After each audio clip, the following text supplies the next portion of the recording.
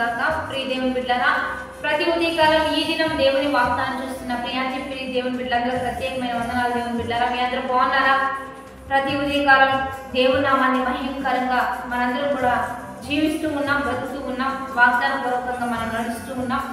ఈ దినం దేవుడు ఏ వాక్కు నుంచి లేవనెత్తుతున్నాడు చూద్దాం. పరిశుద్ధ లేఖన గ్రంథంలోంచి హెబ్రీయులకు రాసిన పత్రిక 10వ అధ్యాయం 23వ వచనం చదువుకుందాం. వాగ్దానం చేసిన వాడు నమ్మదగిన వాడు కనుక మన నిరీక్షణ విషయమై మనం ఒప్పుకొనిన దానిని నిశ్చయముగా పట్టుకుందాము. ఈరోజు దేవుని బిడ్డలారా, వాగ్దానం చేసిన వాడు నమ్మదగిన వాడు. ఏదైతే మీరు నిరీక్షిస్తూ ఉన్నారో, ఏదైతే మీరు ఒప్పుకుంటూ దేవుడిని అడుగుతూ ఉన్నారో, మీరు నమ్మగలిగితే, దాన్ని మీరు పొందుకోవాలని ఆశ కలిగి ఉంటే దాన్ని మీరు ఖచ్చితంగా పట్టుకుంటారు అనే వాక్యాన్నే ఈరోజు వాగ్దాన పూర్వకంగా మనకి ఇస్తూ ఉన్నాడు. ఎందుకంటే మాట ఇచ్చిన వాడు నెరవేర్చటకు సమర్థుడు, నెరవేర్చటకు అర్హుడు కనుక ఆయన ఏమని చెప్తున్నాడంటే, మన నిరీక్షణ విషయమై మీరు ఏ రీతిగా మీరు నిరీక్షిస్తున్నారో, అంటే మీ విశ్వాసం, మీ ఫెయిత్ ఎలా ఉందో ఇస్తాడు, ఖచ్చితంగా చేస్తాడు.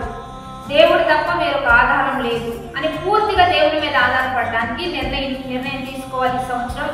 ఎందుకంటే ఇన్ని సంవత్సరాలు మనం ప్రయాసపడ్డాం. మన సొంత బలం, సొంత జ్ఞానం, సొంతగా ఎన్నో రీతిలుగా ఇంటర్వ్యూస్కి వెళ్ళాం, లేకపోతే జాబ్ విషయమైనా, చదువు విషయమైనా, కుటుంబ విషయాలైనా సొంతగా వెళ్ళాం. కానీ ఏది సాధించలేకపోయాం. ఇంకా సాధించవలసినవి చాలా ఉన్నాయి.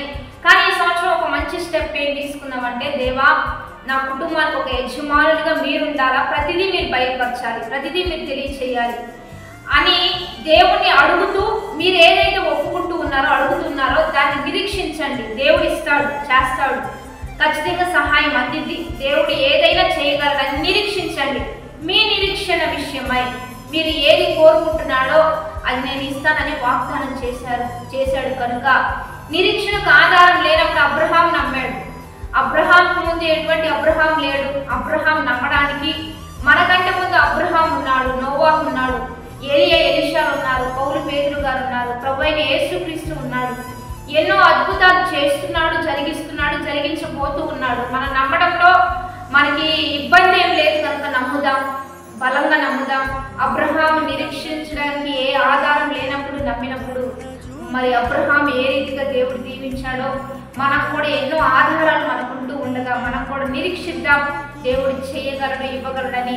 నీ నిరీక్షణ నీవు పట్టుకునే విధంగా దేవుడు కార్యం చేస్తానంటూ ఉండగా, ఈరోజు ఏది పొందుకోలేని స్థితిలో ఉంటున్నారా, కానీ వాగ్దానం చేసిన వాడు నమ్మదగిన వాడు, ఖచ్చితంగా ఇస్తాడు, ఖచ్చితంగా చేస్తానని చెప్తున్నవాడు కనుక నిరీక్షిద్దాం, గట్టిగా పట్టుకుందాం, వాగ్దానాన్ని బట్టి ప్రార్థన చేద్దాం. పరిశుద్ధుడా, మహోన్నతుడా, గొప్ప దేవ, ఈ దినము మీరు మాకు ఇచ్చిన బలమైన వాగ్వచనాలను బట్టి నీకు మహిమ.